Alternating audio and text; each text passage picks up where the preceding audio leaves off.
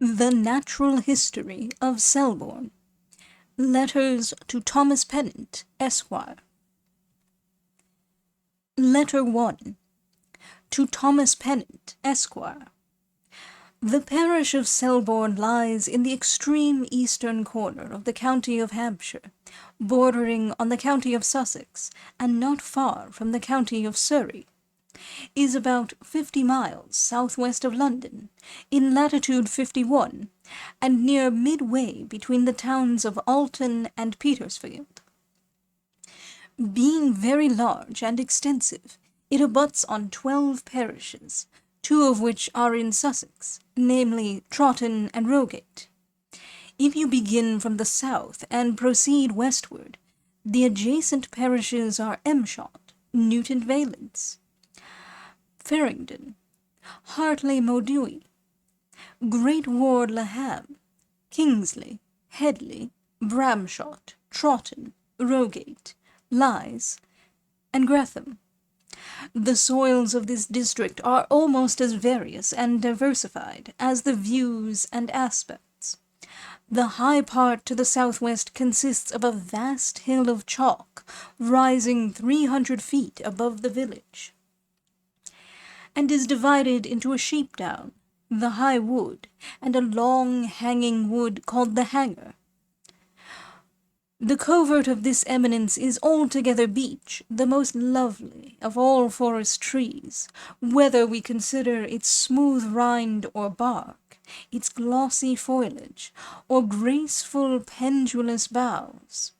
The down, or sheep-walk, is a pleasing park-like spot, of about 1 mile by half that space, jutting out on the verge of the hill country, where it begins to break down into the plains, and commanding a very engaging view, being an assemblage of hill, dale, woodlands, heath, and water.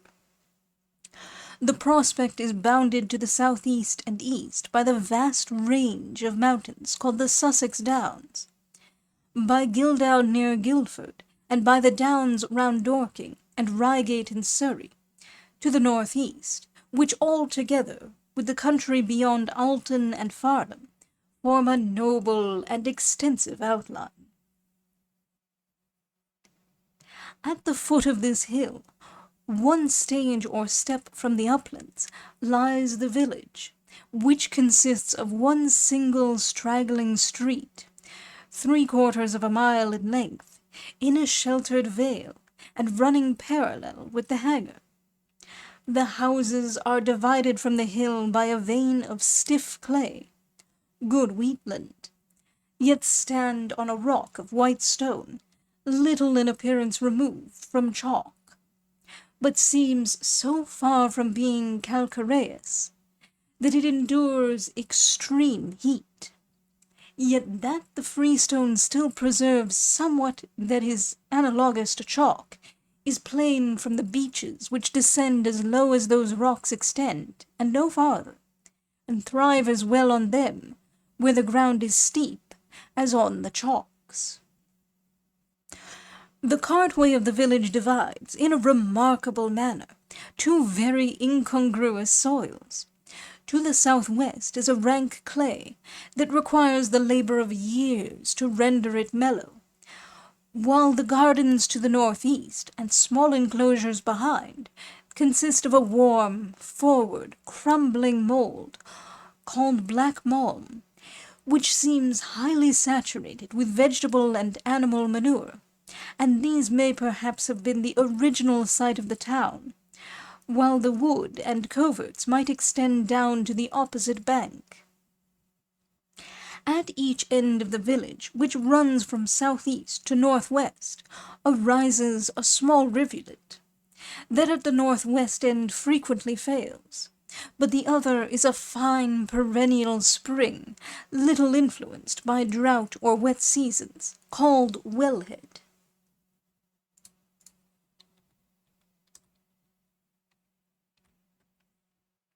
Footnote.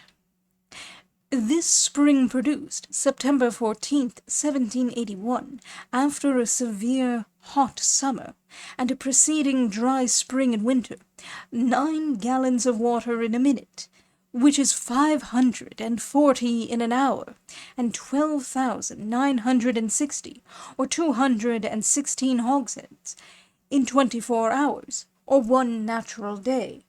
At this time many of the wells failed, and all the ponds in the vales were dry. End footnote. This breaks out of some high grounds joining to Core Hill, a noble chalk promontory, remarkable for sending forth 2 streams into 2 different seas. The one to the south becomes a branch of the Arun, running to Arundel, and so falling into the British Channel. The other to the north.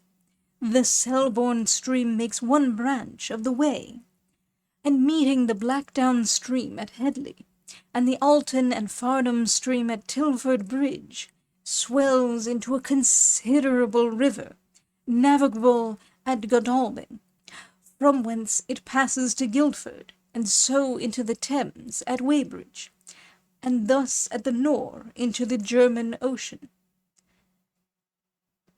Our wells, at an average, run to about 63 feet, and when sunk to that depth seldom fail, but produce a fine limpid water, soft to the taste, and much commended by those who drink the pure element, but which does not lather well with soap. To the northwest, north and east of the village, is a range of fair enclosures, consisting of what is called a white malm, a sort of rotten or rubble stone, which, when turned up to the frost and rain, moulders to pieces and becomes manure to itself. Footnote. This soil produces good wheat and clover. End footnote. Still on to the northeast, and a step lower, is a kind of white land, neither chalk nor clay, neither fit for pasture, nor for the plough, yet kindly for hops, which root deep into the freestone, and have their poles and wood for charcoal growing just at hand. This white soil produces the brightest hops.